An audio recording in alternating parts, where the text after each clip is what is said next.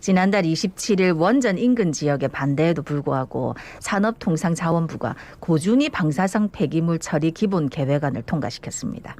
주변에 원전이 6개나 있는 부산은 원자력 발전소에 폐기물까지도 안게 됐습니다. 이에 부산시와 시의회 시민단체들은 성명서를 내고 계획안을 원점 재검토하라며 촉구하고 있는데 어떤 일이 벌어지고 있는지 자세한 이야기 나눠보겠습니다. 예, 관련된 뉴스 기획보도한 윤파란 기자 스튜디오에 함께합니다. 어서 오십시오. 어서 오십시오.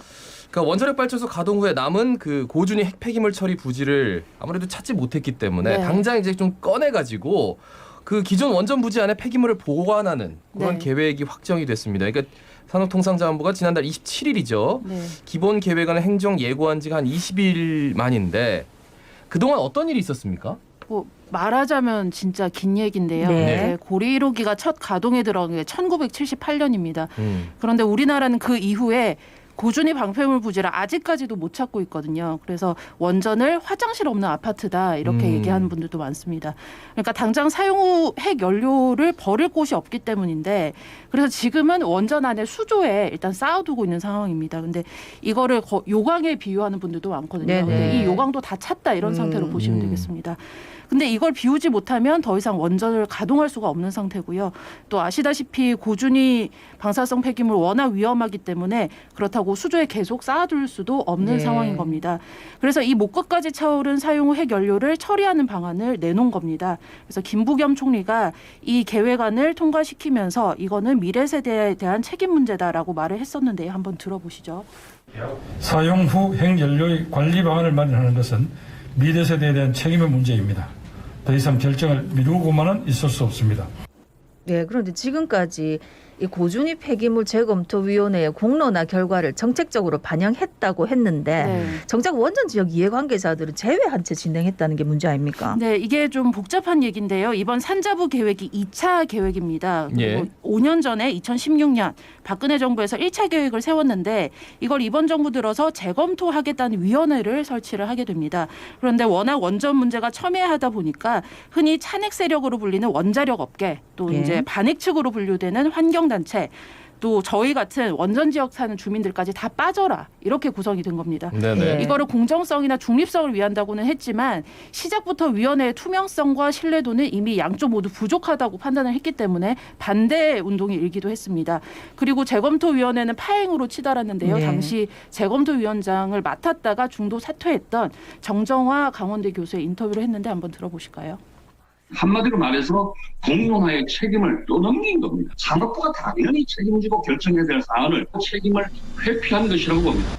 그러니까 공론화를 해야 되는데 정작 공론화에 관심 있는 사람들 다 빼고 하자 뭐 이렇게 얘기가 돼버려서 난 못해 그리고 재검토위를 했다 그냥 다 사퇴한 거예요. 그리고 산자부에서도 사실은 결정을 해야 될 상황이었는데 지금 이 그 재검토위원장 말에 따르면 결정을 미루기 위해 공론화위원회를 일부러 꾸린 것이다라고 주장을 하고 있는 상황입니다. 이렇게 안 되니까 우리 미룰 수밖에 없어요라는 명분을 얻기 위해서. 지난달 27일이죠. 확정이 됐습니다. 고준위 방사성 폐기물 기본 계획. 이 주요 내용이 뭡니까? 일단 많은 내용은 중간 저장 시설이나 영구 처분장을 어떻게 짓겠다 이런 계획이 있는데 사실 당장 중요한 내용은 부진의 저장 시설이라는 그런 시설인데요. 이게 맥스터라고 불리는 거대한 콘크리트 저장소를 일단 원전 땅 옆에다가 짓고 그 안에 사용 후 핵연료를 일단 꺼내서 보관을 하자 이겁니다. 그러면 지금 그 원전이 있는 부산, 울산, 울진, 영광, 경주 이렇게 전국 원전마다 사실상 고준위 방패장이 들어선다 이렇게 보시면 되겠습니다. 근데 1978년도 이후에 임시 저장소조차 못 지었고 또 방패장 부지를 선정하는 데만 우리 정부가 9번이나 실패를 했었습니다. 그런데 이 계획안에서 부진의 저장이라는 말로 자동으로 원전 지역에 방패장을 짓게 됐다 이렇게 보시면 되겠습니다. 그러니까 이제 요강 찼으니까 당장 급하니까 여기다가 잠깐만 만들자. 일단 보관해 보자. 그러면 만드는 것까지는 법으로 만들어야 되지 않을까? 그게 통과된 거예요? 그렇습니다.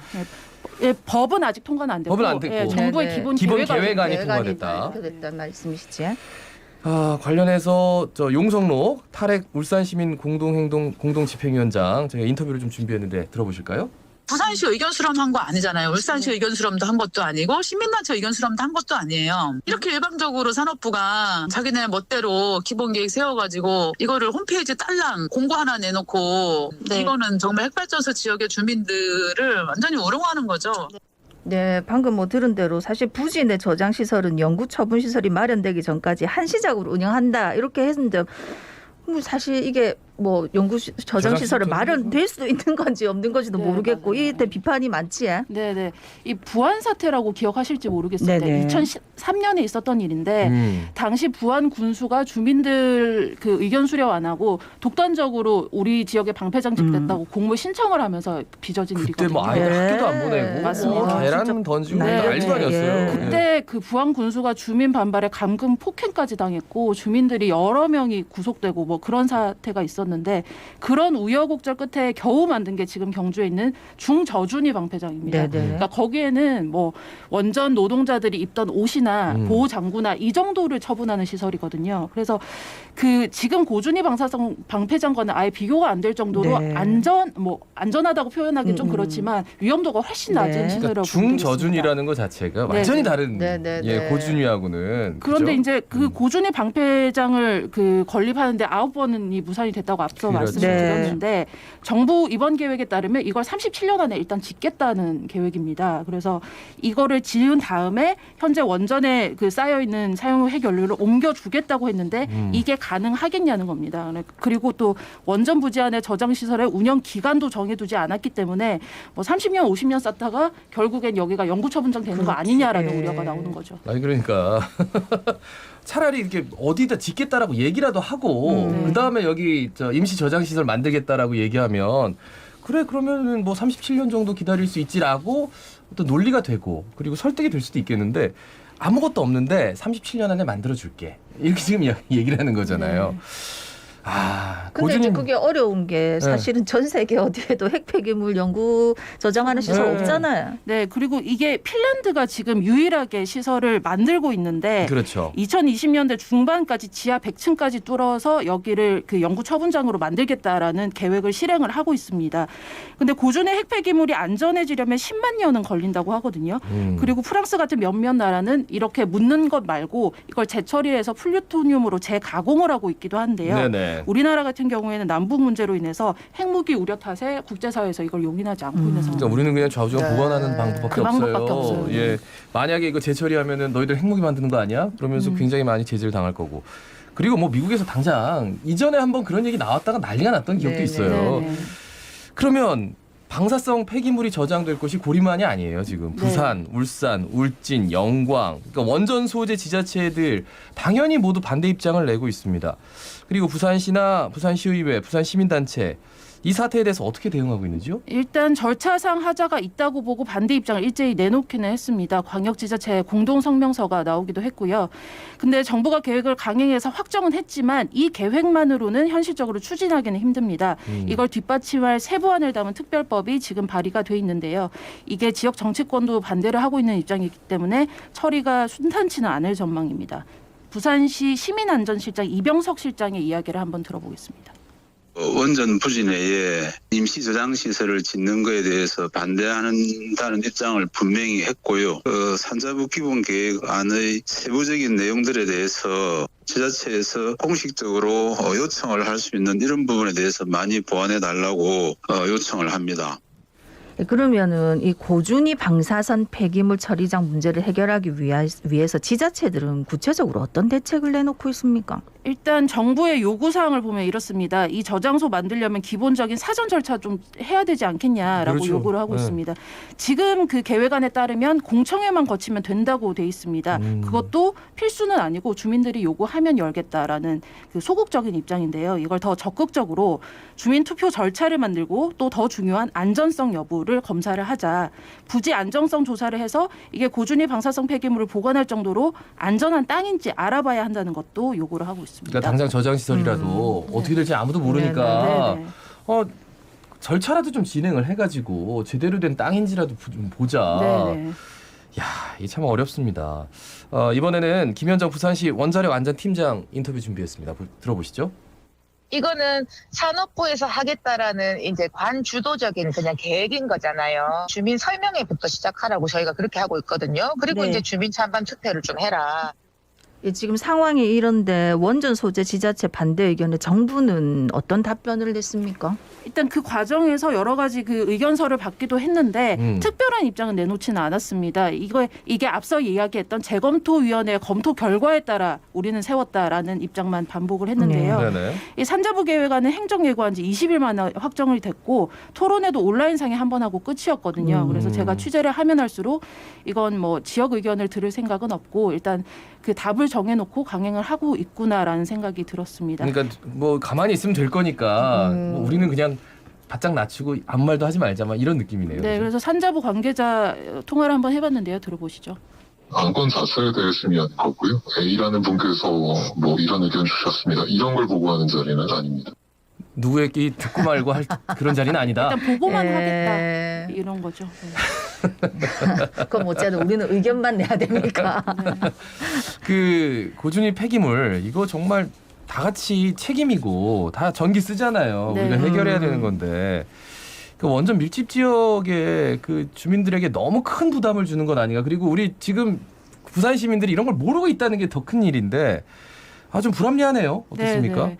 일단 뭐 찬핵 반핵 요즘에 정말 시끄럽고 네. 뭐 대선 주자들도 계속 어떻게 해야 될지 이야기를 하고 있는데 사실은 그 전에 우리가 핵 폐기물을 얼마나 알고 있는지 이걸 어떻게 처리할지를 이야기하는 게 먼저인 것 같습니다. 전국에 지금 원전 24기가 운영 중이고 또 우리 가까운 곳에 바로 보이죠. 기장 앞바다에 나가면 고리 1호기가 눈앞에서 보이고 있는데 이게 3년 전에 가동을 멈췄거든요. 그런데 이 핵 폐기물은 그대로 쌓아두고 그렇죠. 있습니다. 네. 그걸 꺼낼 수가 없는 상황인 거죠. 그리고 이렇게 싼 전기를 위해서는 어쩔 수 없다라고는 하지만 이 원전이나 이 폐기물에 대한 위험성은 지역이 다 떠안고 있는 게 현실입니다. 이 전기 자급률이라는 게 있는데요. 이 서울의 전기 자급률을 봤더니 12.7%입니다. 근데 부산은 212%입니다.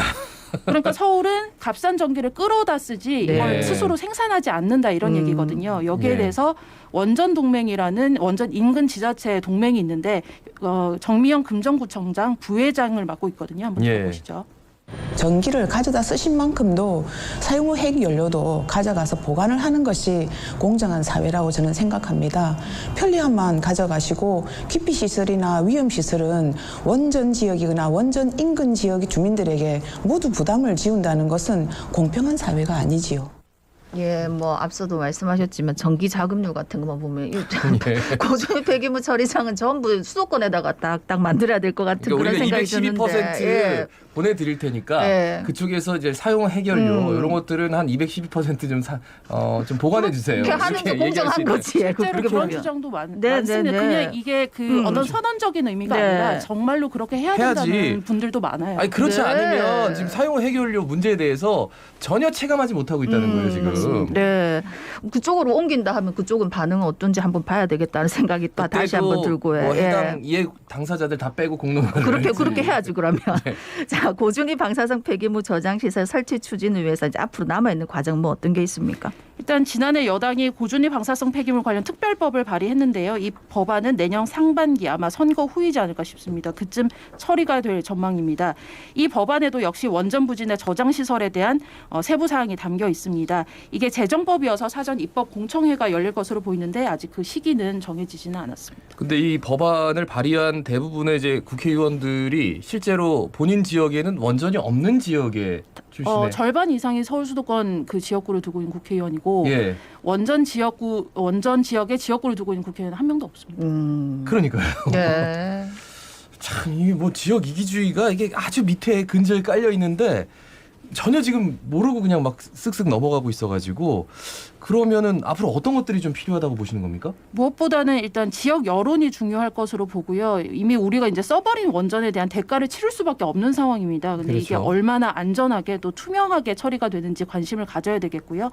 특히 원전 지역에 살고 있는 만큼 이 특별법안에 지역 주민들의 안전이 얼마나 보장될 수 있는지 그런 부분을 면밀히 따져봐야 할 것 같습니다. 예. 당장 들으면서 아유 탈핵 반핵 뭐 난 관심 없어 이렇게 얘기하면 안 되는 게 이건 진짜 우리 문제예요. 그리고 해결료가 계속 지금 쌓아지고 있고 지금 위험이 커지고 있는데 그거를 지금 부산 시민들이 다 고스란히 안게 될 판이라는 거예요. 근데 거기에 대해서 그 논란 전에 그러니까 탈핵 반핵이냐는 미래에 대한 문제고 지금 현재의 문제가 지금 우리한테 당면에 있습니다. 우리 부산 시민들이 좀 관심을 가지고 네, 좀 더 맞습니다. 지켜봐야 된다. 네. 이 말씀 다시 한번 정말 강조하고 싶습니다. 윤파란 기자가 짧은 시간 안에 굉장히 좀 빠른 속도로 정리해 주셨는데 그냥 쏙쏙 들어와가지고 예. 또 한번 추가적으로 지금 분명히 문제가 될 것 같아요. 그때 또 모시도록 하겠습니다. 말씀 잘 들었습니다. 네, 고맙습니다.